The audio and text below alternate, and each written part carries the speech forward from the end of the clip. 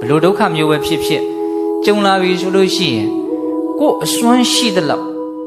ဒါကိုပြေလေအောင်ကြိုးပမ်းအထောက်ရမယ်။ဂါထာမန္တန်ရွတ်လို့ပြောင်းမယ်ဆိုရင်လည်းဂါထာမန္တန်ရွတ်ဟုတ်လား။ဟာချစ်ဖို့ခင်ပွဲပြောစိတ်သက်ညှိနှိုင်းလို့ပြောင်းမယ်ဆိုရင်စိတ်သက်ညှိနှိုင်းအကုန်လုံးဖြည့်ရှင်းဒါဘာကြောင့်ဖြစ်လဲဒီဟာမဖြစ်အောင်ဘလို့လုပ်ရမလဲအကြောင်းကိုမြင်အောင်ကြည့်ရှားပညာရှိတဲ့နဲ့တိုင်ပင်ဆွေးနွေးတဲ့ရင်ဆွေးနွေး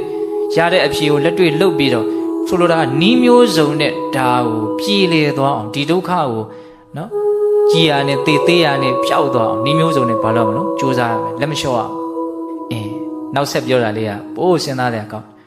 အဲ့လိုနီးမျိုးစုံနဲ့အစွမ်းရှိသလောက်တတိကုံထုတ်ပြီးတော့ကြိုးပမ်းအားထုတ်တော်လဲပဲတစ်ခါတလေမှဒုက္ခကမငြိမ်ဘူး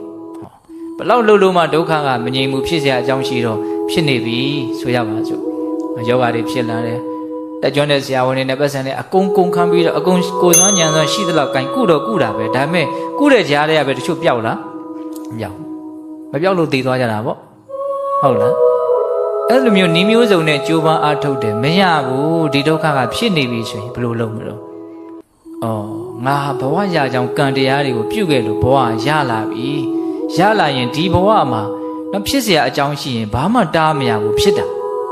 ဟုတ်လားအဲ့ဒီဖြစ်လာတာကိုငါတတ်နိုင်တယ်များနီးမျိုးစုံနဲ့မဖြစ်အောင်ငါလုပ်ပြီးပြီအခုမရဘူးဆိုလို့ရှိရင်လူရလို့ဖြစ်လာရင်လူဒုက္ခဆိုတာခံရတယ်ဟုတ်လား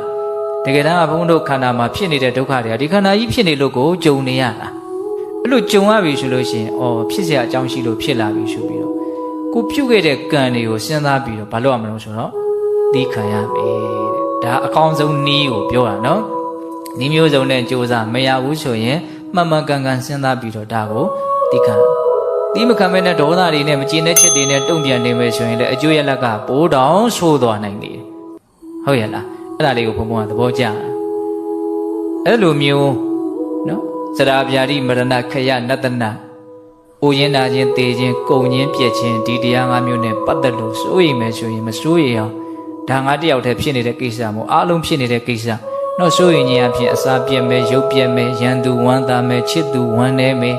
ဘာအကျိုးမှမရှိဘူးလို့စဉ်းစားပြီးတော့ကိုယ့်ကိုယ်ကိုငြိမ်းအေးအောင်နေနိုင်ရမယ်လို့